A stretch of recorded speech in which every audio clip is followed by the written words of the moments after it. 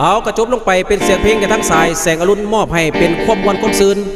เอาก็ขอขอบใจทั้งพี่ทั้งน้องเขาน้องอีกทีหนึ่งที่ให้การอุปถัมภ์และกระแสตอบรับในสุดที่1สุดที่2สุดที่3เอาวันนี้สิ่งวลายยะห้างกสิตอบสนองให้และก็ขอให้เชิญทุกท่านเนาะที่อยู่โต๊ะอยู่ตั้งได้เกิดเกียรติเสริมสร้างบรรยากาศม่วนๆตลอดที่ตอบสนองให้